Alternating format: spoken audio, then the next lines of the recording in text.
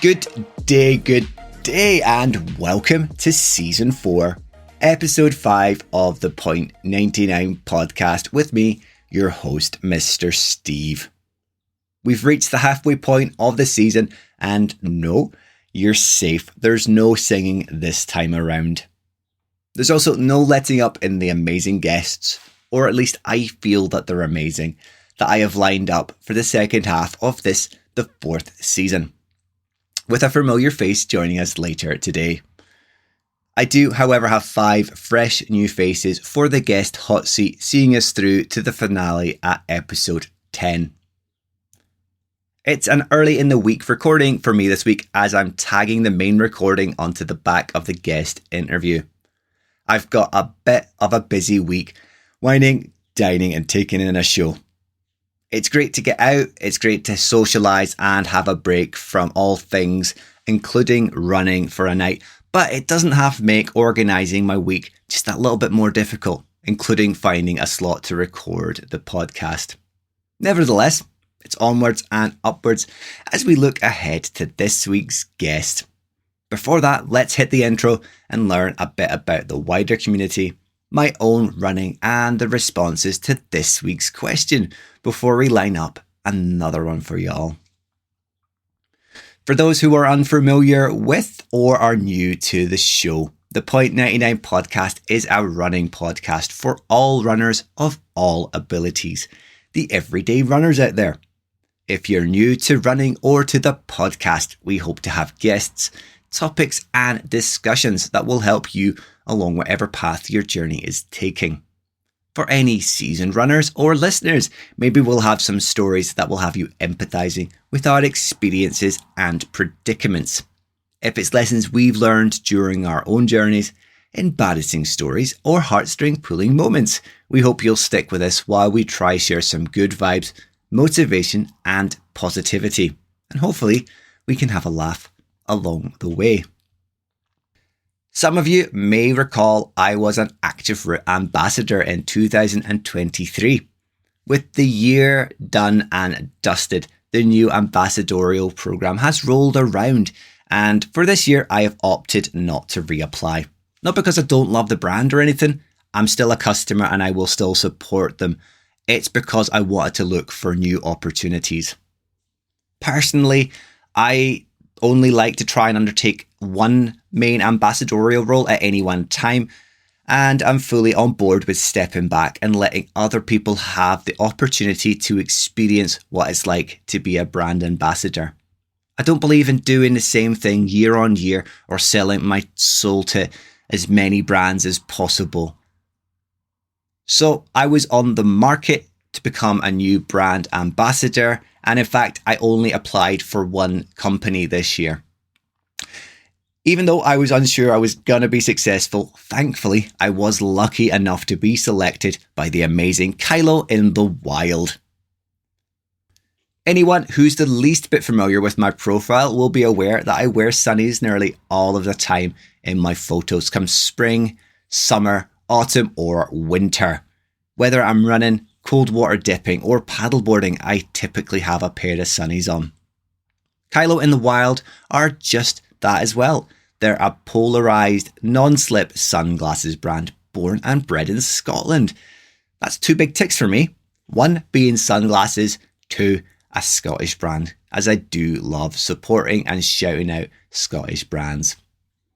There are a few familiar faces within the community as well who have been successful in their selection. So there's a potential for some teaming up and heading out for promotional photos and ambassador type stuff.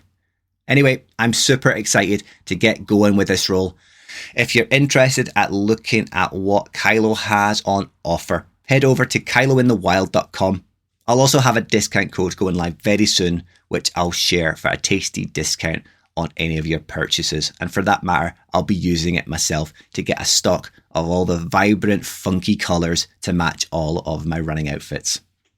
Like I've said in the past with Active Route, I will only take on an ambassadorial role if it is a product that I am happy to put my hand in my pocket and buy myself. I don't see the point in shouting out something that you're not personally using or going to use in your everyday life. So here we go. Kylo in the wild. Thank you very much for taking me on board, and hopefully we can have a fantastic 2024. Things in the community, though, have been pretty quiet once again, with events still being fairly few and far between as we work our way out of winter. As spring peeks its head around the corner, we are starting to see the event calendar filling up from 5k through to spring marathons and ultra marathons. For me, I of course have my sights set firmly on the Inverness Half Marathon. It falls the day after the John Muir Way Ultra, so I'm sure we're going to have a jam-packed roll call for the episode that falls the week after both. My own training, though, in the run-up to the half has returned to being fairly consistent. There was another half effort at the weekend, but it was unfueled and on very tired legs by the end of it. That was in part due to the 5k time trial I put myself through on Friday evening to judge how my shorter distance times were looking. Although I did achieve my second fastest 5k time, it wasn't easy, nor was it pretty.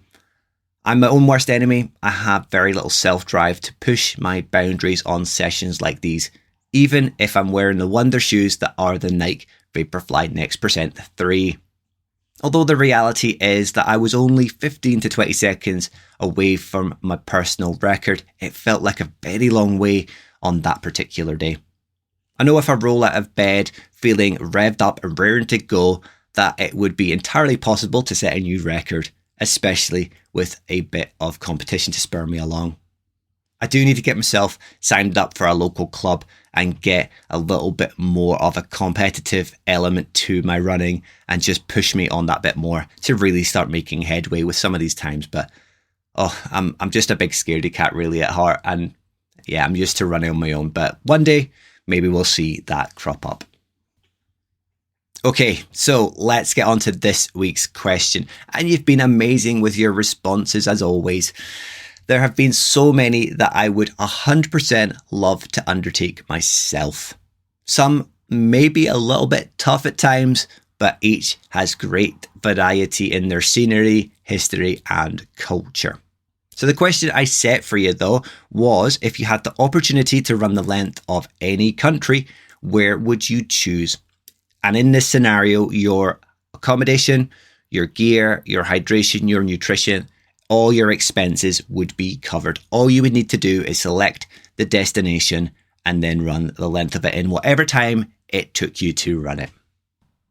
The question was, of course, inspired by not only this week's guest, but also Russell Cook, who is running the length of Africa. But nobody followed that example and said a continent. There are some sub-countries, ones that aren't full-blown, but I'm going to let it slide and we'll stick them in there. Starting us off, we have two individuals who have chosen somewhere that I would love to go myself. And I've said it in past episodes, I would love to run this country's marathon. That is, of course, Japan. And that comes from both John, that lazy running guy, and Peter, peter.n.c_runs_. Now, I think this is because there's such a variety in its prefectures, in its landscape, and in its culture. Just the length of the country alone, you start from the very cold all the way down to the tropical blue seas. That and the Japanese people are always portrayed as being so welcoming and so nice. From Japan and sticking on that side of the world, we go to a country that I believe is of similar sort of size, maybe a bit smaller than Japan. And this suggestion comes from our man in Saudi, Doug. That's Doug_runs_Saudi. And he's chosen New Zealand. He said it's God's country, second only to Scotland, obviously. I've never been to New Zealand, but from what I have seen, it does look a lot like our own country, except maybe just on steroids. Flying to more familiar shores, we have James Gow, Jimmy Bunter's suggestion of Greece. I'd go Greece, he says. Nice and warm with lots of cool history stuff to look at. That's a good shout, and kind of on the vibe of what the next three people have suggested here as well, which is, well, a bit of a cop-out.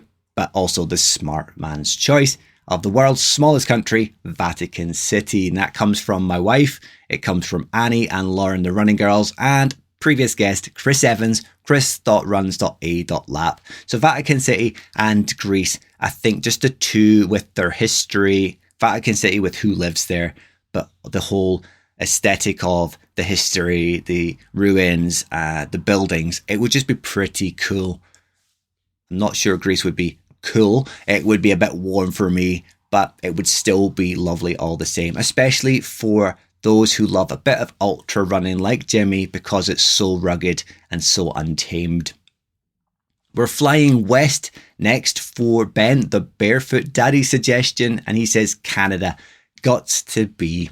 For me, that is a good shout. I've got family in Canada, and it would be so cool to do a bit of running and catch up with people that I've never met so far. It is a massive country. It's very untamed, and just the sheer expanse of it all would be pretty mind-blowing. No matter where you were running there, you could also be running on areas that have never seen human footfall before, so that alone could blow the mind. Sticking with Western Shores and all things big, especially on the size of the country itself, we have TJ I Run for shirts and medal suggestion, along with Stuart Rowan. Stuart runs a lot, that he does. They've both said America. TJ's choice was my own country, America, as the states are so diverse, and that was followed by Stuart, who said LA to New York City. Now, I've followed a few accounts in recent years who have done the LA to NYC challenge for charity, and it looks so hard. I mean, just with the diversity of temperatures from East Coast to West Coast, not forgetting north to south as well, it's just a bit of a beast and would be amazing at times, but also very, very tough. We're sticking again to the western side of the world, and we have Carl Orm's suggestion of Chile. Now, I don't think he liked my response here. I thought I would love a good dad joke, because I said if you get tired of running with your feet, you can always try the Andes. I know, it's terrible. It is terrible. That is a good shout, though. A bit of elevation there. One for the ultra runner as well, I suppose. We're heading back east now with Patrick Watkins' suggestion, Iceland. It's smaller and looks like another planet. It really does, doesn't it? The waterfalls, the volcanoes, the geysers, and of course, having a populace who are always portrayed as being so friendly and so welcoming. That and their cathedral just looks architecturally, it's a bit of a golden moment for me. Again, I've never been to Iceland. I would love to go. I've had family that have been there. It does look pretty awesome. It is, however, still the size of Ireland, so it's not going to be a walk in the park. We've got a couple more here. We've got one from James McQuillan who says, Isle of Man. Now, I don't know if Isle of Man is technically a country, but I'm going to let it slide as I'm a bit of a petrol head and I do like the idea of running around the Isle of Man TT course. Not quite the length of it, I suppose, but still pretty awesome. And you could probably do that in a day. We're sticking with British shores here and our very own country. Of course, there had to be at least one suggestion for Scotland, and it comes from the awesome AB McCracken. He says it has to be our own country. It's the most beautiful in the world. Let's do it. Now that's a throwdown if ever I heard one, but something that the community as a whole could undertake over the course of maybe a few months. We could dip in and out, set up little sections and just undertake it in bite-sized pieces. Definitely doable and a good shout, my man. Now finally, we have a man who is not picky whatsoever, as his response was anywhere. And that's, of course, our episode 2 guest of the season, David Wright. So no matter where you want to send David, just send him. He'll happily run the length of wherever you put him. Maybe into the wilds of the Serbian wilderness or Russia, you might think twice then, but that would still be pretty good as well. A bit of something different and an experience and a half. And that was last week's question for you. I have to say, thank you very much for all the responses. They were really good. I'm not sure Carl will ever speak to me again with my response to him, but I did love reading through those. This question comes from the community, not from myself for a change. Now, it is season 3's guest, Michael Crawford's sister. So, of course, my cousin, who has suggested this one. And she said it came up at her 6 a.m. club. She has a little running club that she goes out with early in the morning. Certainly not my type of running, but anyway, it has spurred the question today. James has said, with the price of events having gone up from years gone by, and they've gone up year on year, would you sacrifice a medal, a t-shirt, a goodie bag to have a cheaper event? Now, I think I have seen this maybe on the odd event offering a similar sort of thing, but it's a great question. Would you sacrifice a medal, a t-shirt, a goodie bag, or even all of the above in a situation where you could get a cheaper event? I know for some people, events are about setting times and getting kicked up the backside to put a little bit of heat in their running. But for other people like me, it's about getting a medal and undertaking a challenge. I personally don't need any more running t-shirts, so I could forgo that for a cheaper entry. And a goodie bag as well. As long as there's a bottle of water, I usually take my own. But you do sometimes get some good things thrown into there. It is, however, for you guys to decide. I'll, of course, have it up in the question box on the stories on Monday. But if you want to slide into the DMs or the comments, you can, of course, do that right now. Once again, if you had the opportunity to get a cheaper event by foregoing a medal, a t-shirt, a goodie bag, or all of the above, would you? Okay, now I'm seeing the time. Let's move on. Let's get on to this week's guest. I've put it in the stories. I've alluded to it already. We do have a returning guest today. It's someone who I absolutely loved speaking to back in season 2. And it is the one and only Mexican señorita, Tania Carmona. I loved speaking to Tania back in season 2. It just feels like such a long time ago though.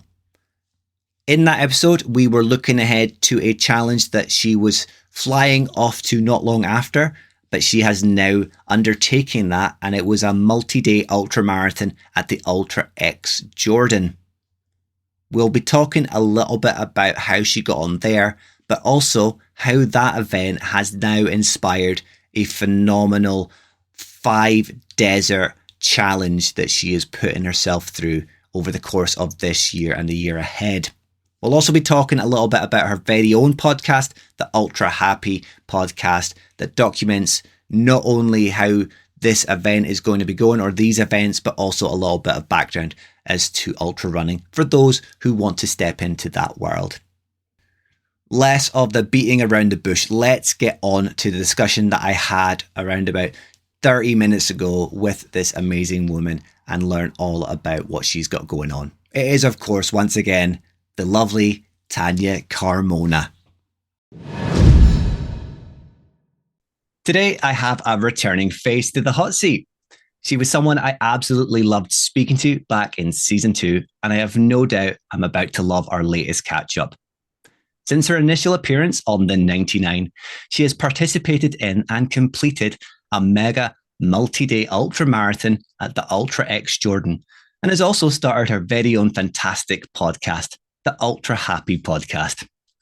It not only documents her ultra journey, but adds a great insight into the world of the Crazy People Running Club. The addition of her partner Andy also creates an awesome dynamic.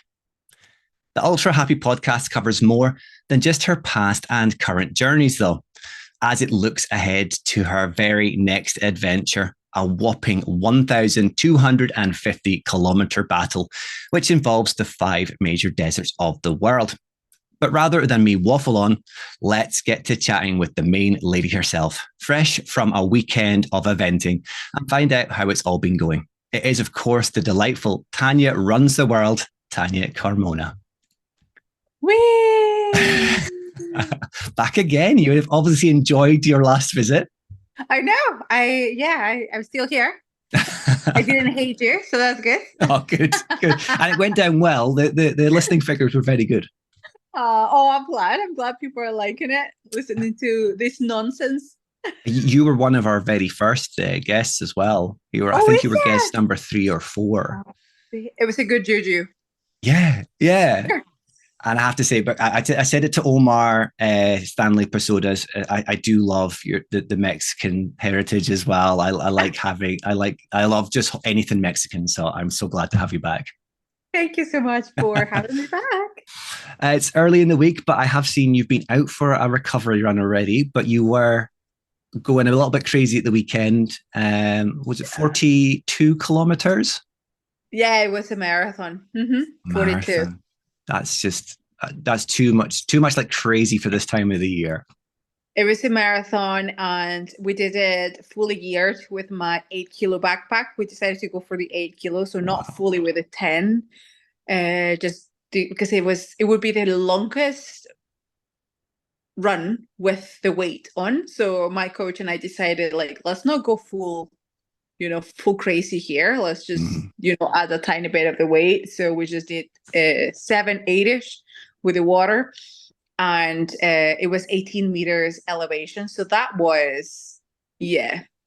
I still am getting recovered. Yesterday was like a zombie day, when like after a race that you feel like hangover and dehydrated, and your brain is still a little bit like confused and foggy in what just happened. And today, I tried to go for a run, but it was more of a walk run, to be honest.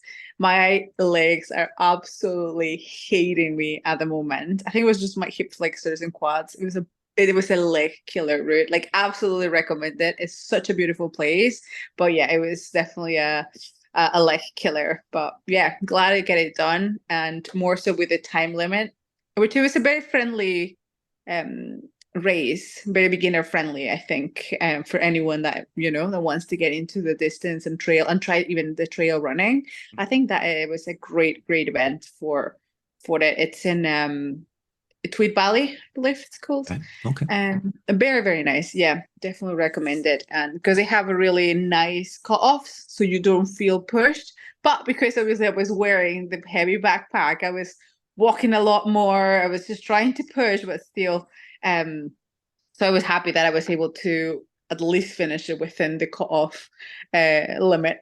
And I You was not the last one, so that was good. you made your life a little bit harder, but obviously that has you have a reason for that, and we're going to get to that Oh yeah, sorry. throughout the interview. No, it's fine, it's I'm fine. just throwing it out there, like I No, know. no, no, I don't no. know why I think people know. So this Well, I actually think a lot of people might already know because I either follow you or yeah. a lot of our listeners are what the fartlek listeners as well, and you were of All course right. there. I did listen to Yeah. that episode, and that was a fantastic episode as well. Were you butt shuffling down the stairs though, like your reel had shown not so long ago? Yeah. I still struggling to walk a little bit actually. I think today is worse than yesterday, of course. So today was like when I see my training schedule was like 60 minutes. I was like, there's no way I'm gonna be able to run 60 minutes. I cannot even walk. So I just went out for a shuffle. Like I think it was like, yeah, very slow. Even Andy went with me. He was walking and I was trying to Oh, trot along. I know it was so painful. And I did even less than 45 minutes. I think it did 40 minutes and I couldn't do it anymore. And I just came home and nap all afternoon. So oh. yeah, just waking up because yeah, definitely still feel my body very broken. I mean, So a yeah, marathon's hard enough, Tanya, let alone an elevated marathon with a yeah, heavy backpack on as well. I know. I don't know what I was thinking, but you know what's a fun thing? Like, well, when we get into it, it's like now you have to do it many more times Yeah, in a row. that's going to become life for you now. That's what I was like. I don't know what am I thinking? Since you were last on the show, I kind of covered it there in the intro. You have done a proper crazy multi-day ultra marathon as well with Ultra X at Jordan. How did that go? Oh my God, that was so much fun. I feel like I should listen to the podcast just to Listen like back. remember. Yeah, just to remember the feeling if I was nervous or not. I cannot remember now I don't if I think you was were. I nervous. think you were looking forward to it. You were, Yeah. you may be a little bit apprehensive, but you were looking forward to it. No, I had a blast. I loved it. Love the route. I was craving for some sun and heat. I Just a got it, little. of course, just a little. My Mexican blood needed a little bit of warm weather after being here for so long with no heat and no sun. So I got my vitamin D top up, and it was absolutely amazing. It was such a great organization. So I'm not sponsored by them or anything, but I would do recommend that run as well. I think it's again super well organized. You feel safe the entire time. They take your bags each stage, so you don't have to carry just your fuel for that run, but you don't have to carry everything else. So that is great, and the people were amazing as well. The other competitors, I was able to like.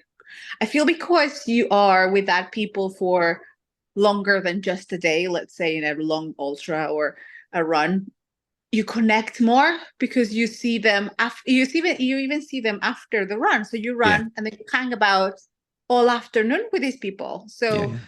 you're literally like living with them for that week, and you see people struggling, you see people, and it's funny because the first couple of days you start walking like a penguin, and then the last days obviously everyone's just shuffling around the camp.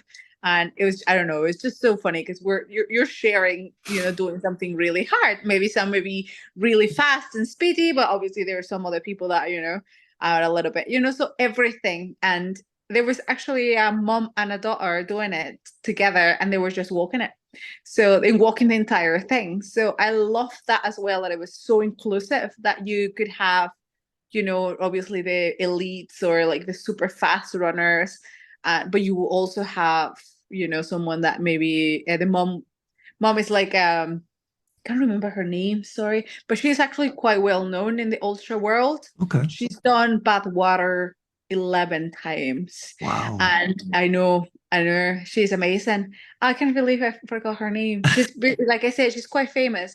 And the daughter was just there, she wanted to introduce her daughter into doing this kind of, ultra events, which I think the stage format is like a really nice way to introduce yourself into doing something a little bit lengthier Yeah. without having to go to the 50 or 60 that maybe scares people a little bit more.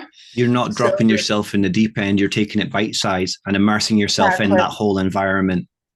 exactly. Plus, obviously, you are in a beautiful part of the world. So Yes. that's always, if you ask me, I always say that that's what running, like that's why I do the running, not because I love running. I don't know if I told you this in the last episode, but I really hate the running part of it. Like Yeah. I'm not a runner. I don't consider myself a runner. I don't particularly enjoy running. What I enjoy is being able to do these challenges. So, the vehicle is running and I have to do it. And that's, I like to explore and, do these distances on foot, but it's more for the traveling and the exploring and Yeah. the challenge itself rather than the running. So being in that part of the world, it was absolutely, and obviously after you finish, you can spend a little bit of holiday around as well because I mean you're already there, so why not, you can do a wee holiday It's a bit of running holiday. recovery afterwards, isn't it? Yeah, it was Well great having that deserved. recovery in the Dead Sea after. So it was so good. And where better to replenish your salts than in the Dead Sea? There you go, exactly. Yeah, you got a bit of a spa in there. It was really warm as well. Oh, it was just really nice. You did mention there as well. You felt safe because obviously there was it's still ongoing, but the difficulties in the general area kind of kicked off just before you went over. So it's really nice to hear that you felt safe. I know it's a couple of countries over, which is a few thousand kilometers really, but I think that's probably the Yeah, thing that it maybe was. put some people off, if anything. Yeah, yeah, we didn't know that was happening. Obviously, again, well, when you were doing this race, you don't have any connection with the Mhm. world. So literally where it can be, ending and you have no idea. Like it's just you're in the middle of nowhere. And my family was going to meet me in Jordan at the end. Just to do, like I said, a little bit of traveling around. And we were going to stay in Jordan for a couple of days and then fly to Israel, just, again, just traveling around. Yeah. And the things didn't kick off until we finished. Like 1 or 2 days after we finished, we're still in Jordan, where we're finishing actually Petra and all that. And we were traveling in 2, 3 days later to Israel. Yeah. And that's when the things kick off. So we were in the Red Sea, literally looking at the front, you're just crossing the sea. Like obviously you see water, but just crossing across the water, these things that thing is happening just right Yeah. there. But we never heard anything. Obviously we couldn't continue with our trip. We had to take a reroute to go somewhere else in that moment. But in that moment it was fine. But yeah, I know there was another race, for example, the one that I'm doing this year.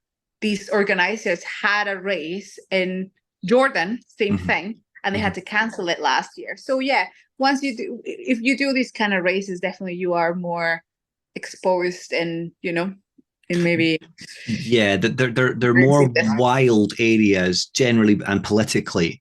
And I think as we're getting closer to the challenge that you're doing, and it is very close to a lot of these hot zones of the world, more than just in temperature. But I think the main thing is that you feel safe while you're doing it. Yeah, absolutely. Part and parcel as we get closer to what you're heading towards, and off the back of Ultra X Jordan, you created your own podcast to kind of document not only everything that's come before, like we've talked about before, but also this new love of the format and a new challenge that you're doing. But you have the podcast firstly. How's Yep. that getting on? Oh, it's been so much fun. Like I was saying, I'm loving having that time with Andy and just chatting, because Andy, my partner, is on it. Because I think people would be very bored of me listening to my voice for an entire hour. But I thought Andy is hilarious. He always laughs at me about all my crazy stuff. He's not a runner. So I think he brings that part of it, like he brings it down to earth. Like this is what You've happens got the close. So everyman, everyday man, and then you've got yeah, he's like, the crazy what is lady. exactly? And then I'm like there with a crazy chat. And to be honest, we've had like great response from people, and I'm a little bit jealous because he's getting all the attention. Everyone's like, we love Andy's stories, like, oh Andy. And then I meet people, I don't know, down the road or in the street, or I meet them in a run or something, and they're like starting like I was like, hey, do you want to go for a hike with me? And they're like, oh no, because I know I'm like, Andy, I'm scared, where you're going to take me. Like, what's a hike for you? Because he was making fun of that in the podcast with me. And so it's funny when people are starting like, knowing you maybe a little bit more, Yeah. because how Andy is just, making fun of the situation. But I think that it just brings a little bit more fun into the chat. And obviously we're still covering really interesting topics about obviously running, my journey. I'm a coach, so I'm able to bring a little bit more of training chat, but always with a twist of being happy, which that's why I put the name to the podcast, the Ultra Happy Podcast, because it's all about doing whatever makes you happy. So it's not about times and paces, or being the best. Like you just want to have fun and enjoy life. And if what better who better person to share with that with Andy. He certainly does add a nice dynamic to, or a different dynamic than most other podcasts are. It's runners talking to runners, and you Or sometimes interviews. yeah, exactly. And you forget that not everyone listening might be a runner. Whereas from your dynamic, you've got Andy, who's not a runner. He can ask the questions that the everyday person might ask you or take a different stance on things. But I think the thing that kind of sticks with me most, and it was only just the other day, because you've got the video format as well, it was you had him tasting like the gels, and it was this reaction to tasting the gel. I think that's a Yeah. normal reaction because they're not very nice. We just love them because we're weird. Yeah, exactly. And he's been seeing that cupboard full of those things, in the kitchen for 6-8 years, and he's never even thought about eating any of that. But because I was going to race my marathon, and obviously I'm always talking about the food and what I'm taking and all that. We're like, I made a big order to cover the marathon, and I'm like, I'm going to share it with everyone what I'm going to take and what I'm doing for, in preparation for my next challenge and all that. Obviously, nutrition is a big part, obviously, in fueling and all that.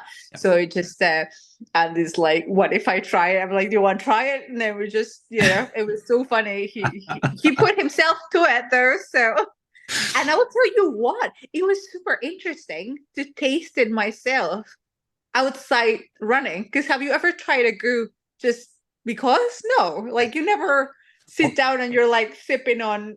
I'm weird, Tanya, because I'll sit and I'll have a Voom energy bar when I've not been running because I love the taste of it. Oh, energy bars is fine. An energy gel I'll maybe have because, again, I'm very strange. As when I was younger, I loved the taste of undiluted diluting juice. So the really, really concentrated bitterness. Yeah. I loved that. Oh, you are weird. I am weird. Yeah, not so much anymore. I don't go around like chugging bottles of undiluted juice. But I will have. It's not beyond me if you're feeling a little bit. Not that I don't really drink alcohol anymore, but if you're feeling a little bit deflated in the morning, I wouldn't rule out having an energy gel just to give you that little bit of a kick in the morning. Oh my God, I will never think about that, I think. So when I was sitting there with him and he was trying it, and he's like, oh, this is very strong, which you're right, it's like very strong taste. I never thought it was that strong taste until I was sitting there. Maybe because when you're running, obviously you're dehydrated and you're like, you need something sharp as well. You need something really, really strong. But when I was sitting there just, in the podcast and we started like trying the things out and, making fun of it and these faces, I was trying it and I was like, oh my God, I can't believe we eat this. This is horrible. But obviously, And it's a style we eat them as well. I think it was what the Fartlek mentioned as well. That some people, like I used to, you down the whole gel in a couple of seconds. And the recommended is you take it little by little over the course of the hour. Oh, I don't like that because then it was sticky hand and stuff. I just like not doing that. Just get it down. And if it doesn't stay down, it doesn't stay down. Yeah, no, all in one. It has to be a shot. Just hit me quickly because I can't be bothered. So we've got the podcast, which is covering a story. You've got a really heavy backpack, which is for a reason, and you've now got your hydration and your nutrition. So can you share what your next ultra crazy mega thing is and why this is all part and parcel of it? Oh, dear God. I signed up for this crazy series of races. So there are 5 races within a year. Each race is 250 kilometers through the different deserts of the world. So sort of like the Jordan that we did, but the difference is a little bit longer because Jordan was 230. These ones are 250. And these ones are self-supported. Wow. So now I will have to be, that's why I was saying about the backpack. So I have to be carrying a backpack with all the things that I'm going to need through those 250 kilometers with me. So they only provide water and a tent to sleep, right? So they camp by camp, but you do have to carry your food, like everything, your dehydrated meals, your fuel, all the bars and the goose and everything that you need to eat during that. So that's why also it was maybe in this race that I did this weekend and the things that I gave Andy to try that day, maybe I wouldn't like recommend them to do like even an ultra run or in a long run. I try to keep it like with real food, Yeah. like, but the thing is in the desert, like you need to think, You're not taking one a bag of frozen potatoes and letting them defrost in your bag. exactly. Or my Snickers, because I love having a Snickers halfway, or Yeah. like that's my wee treat, but that is not going to survive. Or fruits, like I love having an apple or a banana, but I don't think banana is going to end up absolutely squashed, You, and you the could have, apple is too heavy. well, I suppose you could get the pressed chipped versions, but even then, they're still going to take up quite a lot of room. Exactly. And You they need to just don't think cut the about the mustard quite room. as well, do they? Yes, you have to be very, very smart in the fueling. I think that's Yeah. where the catch is. Mm. And obviously taking care of yourself, your feet, obviously, which it was great that I had the Jordan experience, because it was good to know that, oh, okay, my shoes worked out, the gaiters, so like the things that you use in your shoes to cover from the sand, they were good.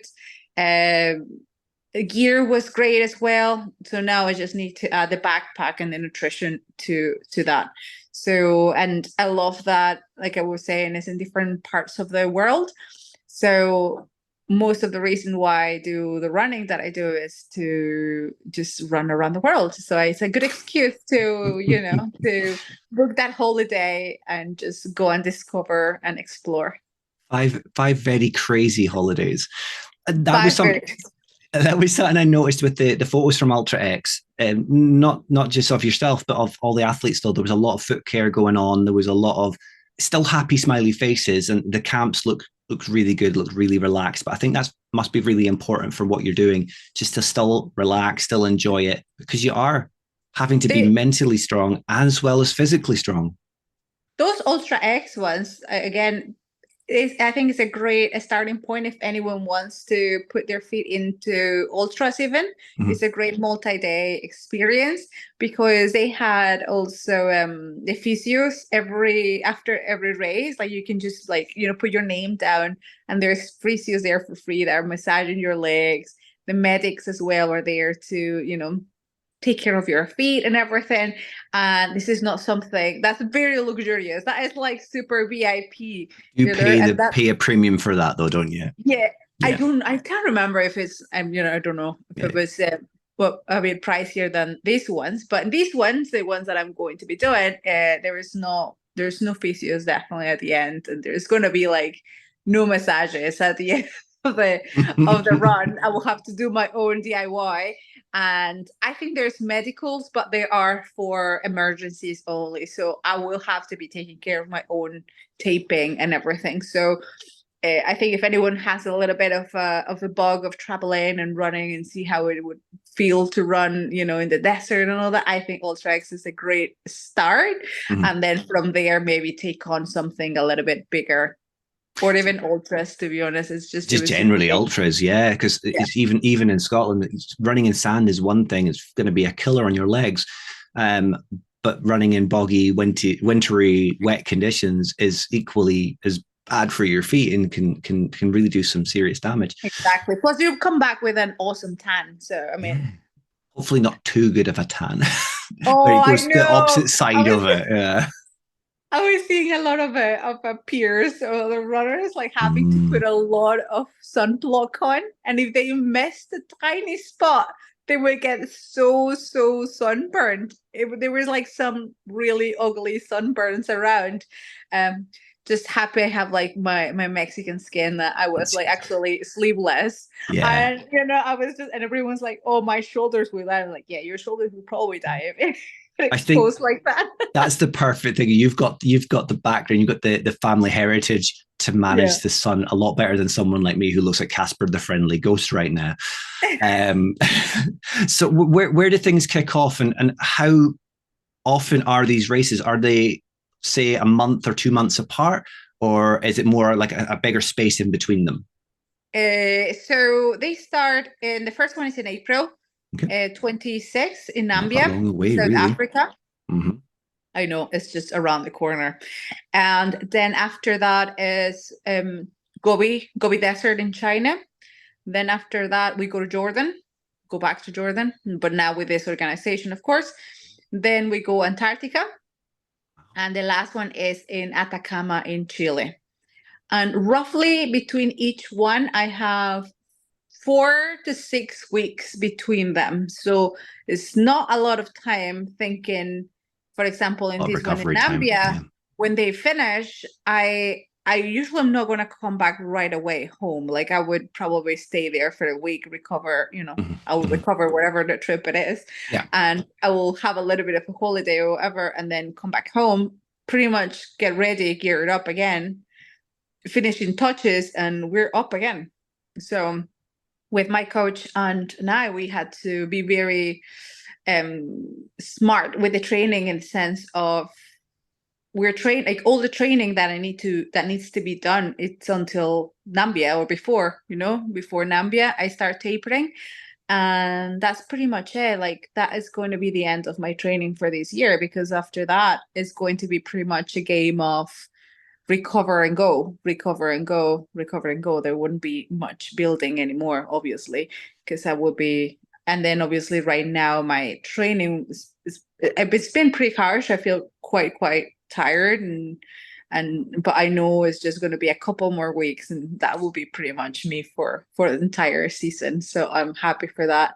But we have to build quite a strong body to get ahead, not only of one but 5 races. So yeah, that's that's a little bit different than if I had only one, for example. Probably I would have planned it differently. I would have done my training differently. But because it's 5 of them, and we have to be quite smart with it. Not just the races themselves, though. How do you feel you're going to cope with the traveling to each of these destinations? Because it's not as if it's a hop, skip, and a jump away. It's quite a significant distance. You're going to have a little bit of jet lag, or are there days built in for kind of acclimatizing to your environment beforehand? Yeah, exactly. That's the other thing. So whenever I finish and before I get there, I would, for example, Nambia, I'm getting there 1-2 days before it starts, just also because one of the recommendations of the organization is to get there before, because you never know if your bag is missing. You don't make a transfer or a transit. I've been having issues with my visa. Like it looks like they don't have a lot of Mexicans traveling to South Africa. So I'm trying to figure out if I need a visa. If not, some website says yay, some website says no.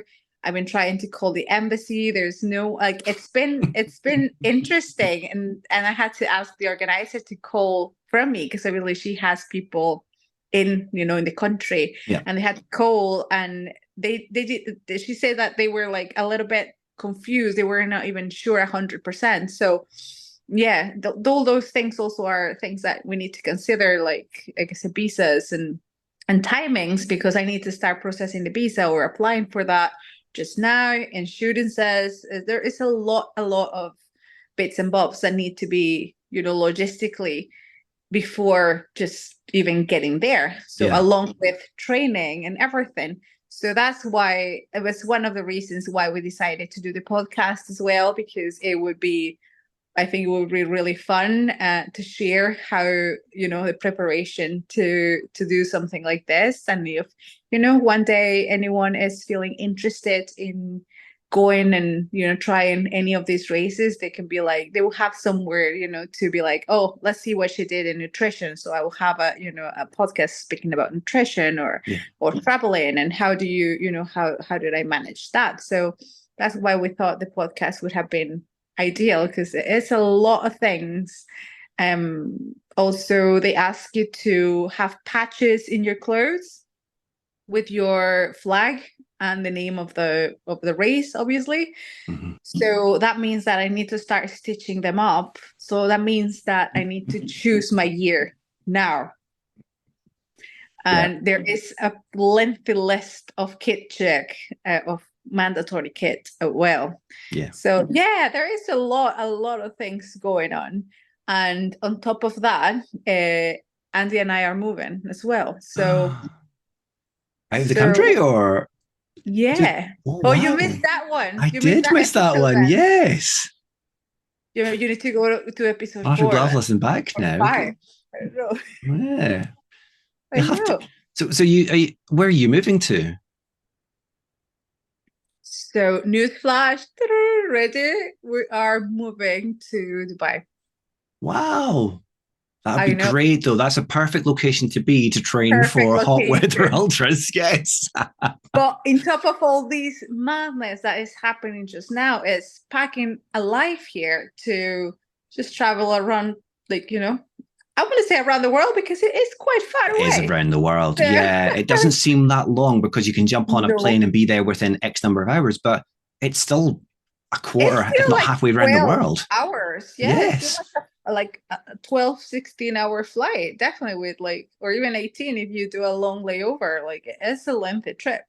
Mhm. And, all that is, required to do that. And that we have a dog. So I now have to be taking care of vaccinations and Yeah. permits for the dog to move. So it's going to be quite a wild month of April coming, because that was when we're moving.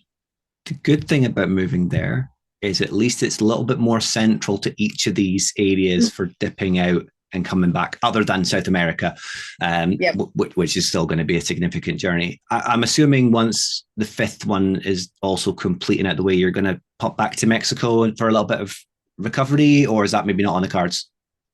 Right now, I think this year all my traveling is just going to Just come be, back and to the recover. races. Yeah. Yeah, back and forth, because I don't think I have enough time. Like I said, I have 4 or 5 weeks between each one. And Yeah. again, I travel to Mexico.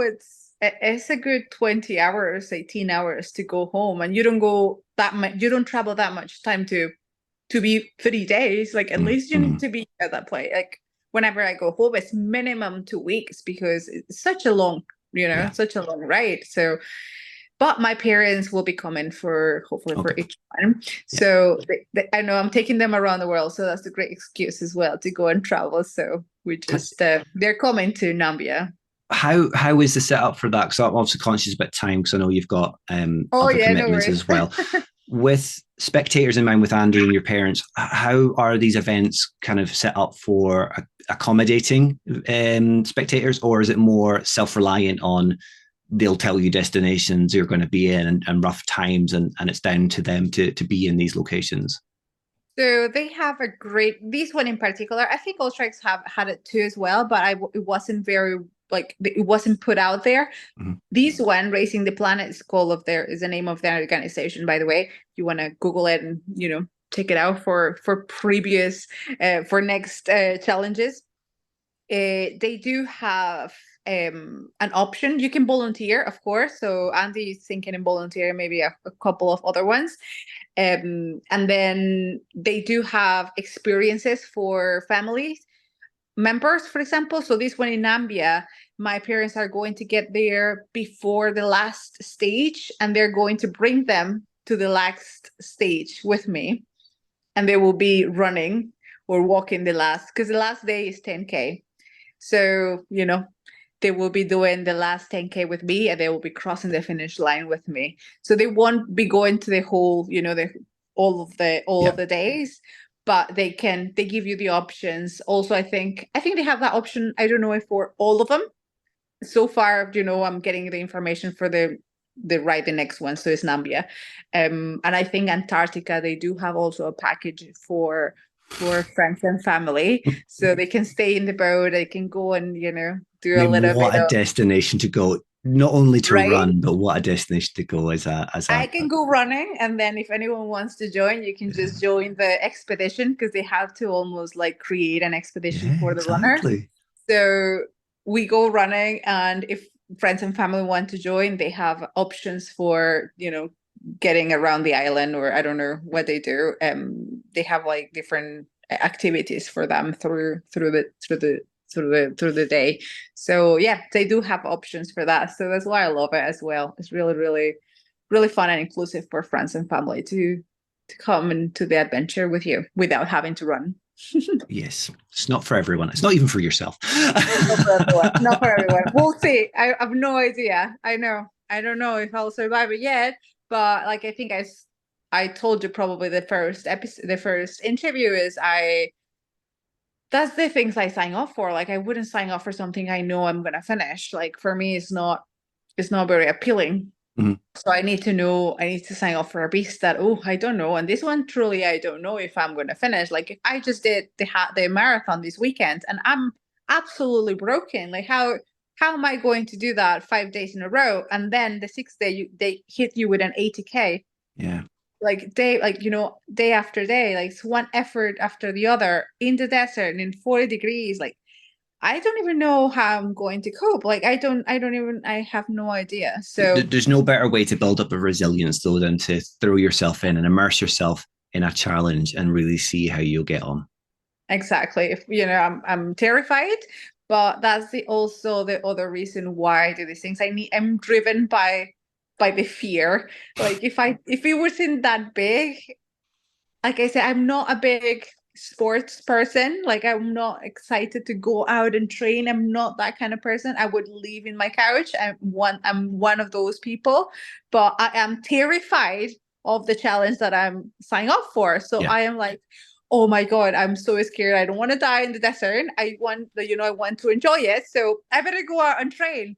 So I am driven by fear. And it was so funny because my mom said the same thing. Obviously, they sang up. Well, they're doing the last 10K with me. Yeah. And that's what she said yesterday. She's like, I went out running because I was so scared. I'm like, I don't, she's like, I did 3K and I'm dying. And she's like, I don't know how I'm going to do 10K with you.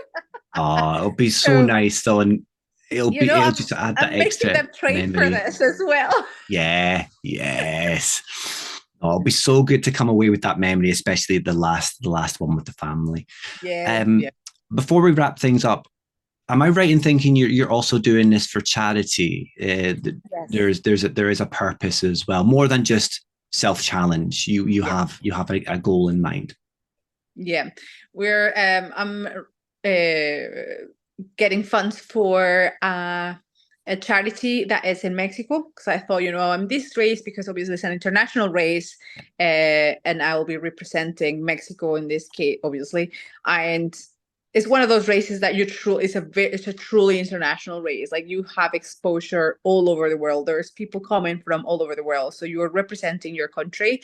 So I thought in doing it for a charity that was close to my heart in Mexico, and it's a house for kids in a really poverty area in Mexico, and they help them. They give them food. They give them a place, obviously a safe place to be. And it's so funny because they are also runners. So the wee kids, the little ones, are discovering that using the running to find joy in life and be happy, even though they maybe are, they don't have a lot of things maybe that we take for granted. They are discovering joy, and by being able to be free in the trails. There's a lot of trails where they are actually in Durango is called the place, the area.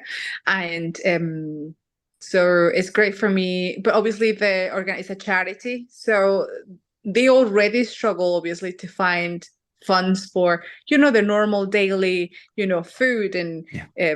things for school. And she was telling me, so obviously when the kids wanted to start running and all that, it's like it's a little expense. Yeah. As And you kids know, grow so fast as well, so you need it's not to a cheap sport. clothe them. Yeah. Yeah. No, As exactly. people may think. So she was telling me, like maybe sometimes they want, trainers, and if they grow up, and the shorts and the t-shirt, like a proper one, so they can truly train, and they can go to races as well, because now they are racing. So these funds will also go into for signing the kids for races, because obviously they have a prize to enter to a race.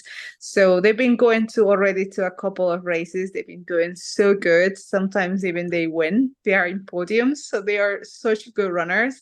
And I'm gonna be so happy to support them with all these funds. They are going to go to support them in their running journey as well. And if anyone listening, if they are able to contribute, they can find links through your I think in my Instagram would be the yeah. easiest way to get it. And also, you've changed that since last time because you need to reflect your now global stance. So yeah, you're no longer just Tania Carmona. I'm What's your not. handle now? It's Tania runs _ the world. Well, So if anyone listening is able to contribute in any way, shape, or form and help the youth of tomorrow, not only overcome a deprived area, but also grow to kind of show their love of sport as well, head on over and drop any pennies that you can. Yes, please. We have a target of, I'm selling the kilometer for £5. So it's 1250 kilometers in the year times 5. And that's how I, plan the target. So if you want to sponsor a kilometer, maybe 1 or 2, or maybe half a kilometer, I will be happy. And like you said, to do each kilometer is going to be so much of a challenge for you, especially with the weight and the self-supporting. So I think £5 is very cheap for helping you out as well. So thank you so much. Hopefully everyone can help. It's been fantastic speaking to you again, Tanya. I loved it. I loved speaking to you first time, and I've loved this one. And it's great to hear all about the challenge. All I can do is wish you the best of luck. I'll be tracking, seeing how you get on, and I will also be contributing as well. Oh, thank you so much. Thank you for your podcast. I always love talking to you and sharing all the plans, and more so giving some exposure to the good deeds that we're doing. And hopefully, because like I was saying, I'm a terrible salesperson. Like I am terrible promoting anything, my podcast or the charity. Like I think I'm so I concentrated in my own training. You're too humble, Tanya. That's what it is. You're too humble. I just don't have I don't like putting that out too much. I like sharing my training and my everyday, but I'm terrible at just kind of giving exposure to all the other things. So having these little outlets definitely helps, and I appreciate it. No, I look forward to getting you back of our number 3. Once you've got over all your challenges, and once you've got over your move and settled as well, we'll get you back and find out how it all went. I will talk to you from Dubai. Thank you very much, Tanya. Enjoy the rest of your night. Thank you. You too. I mean, what can I say about that? That lady is an insane person.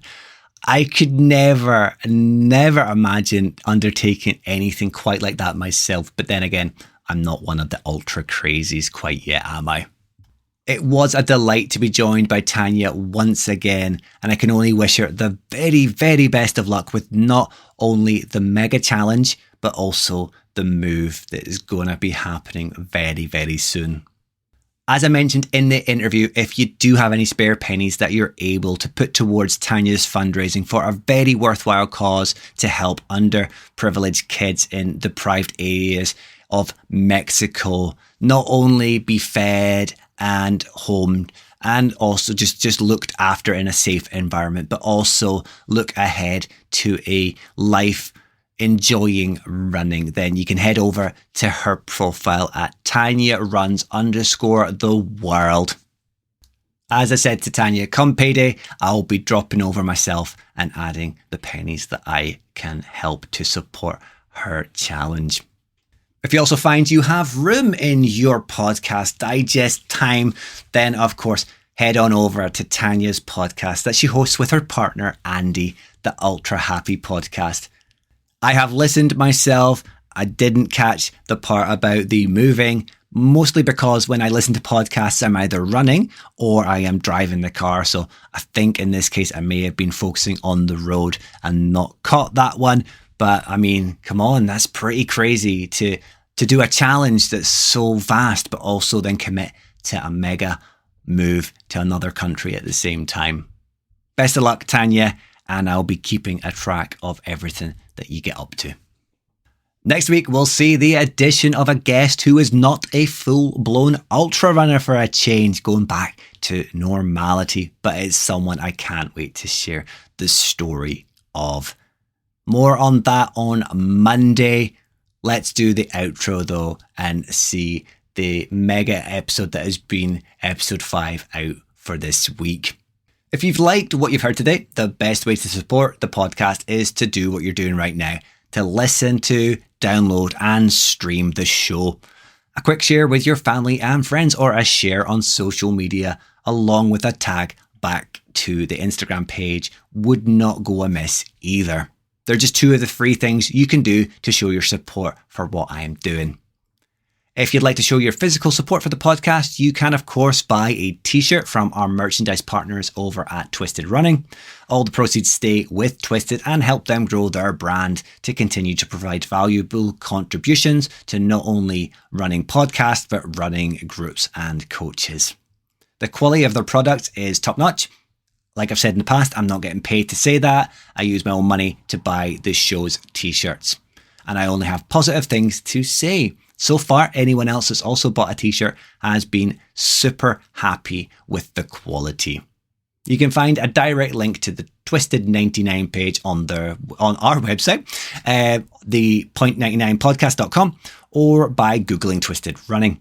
Dropping them a follow on social media would also be a great thing to do.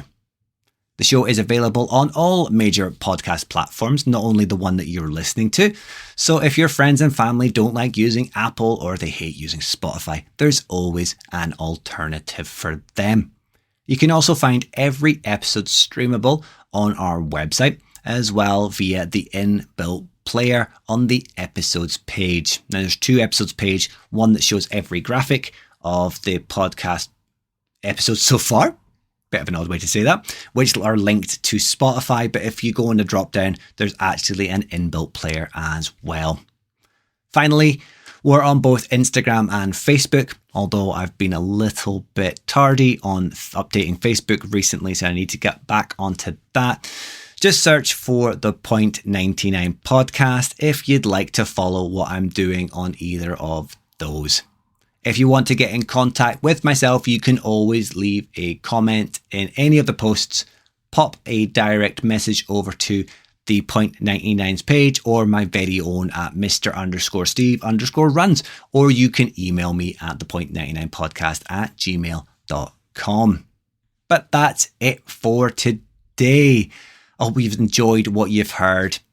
Enjoy the rest of the weekend when it comes, if you're listening at the weekend. If not, enjoy the week ahead until episode 6. Stay safe, enjoy your runs, and you will hear from me soon.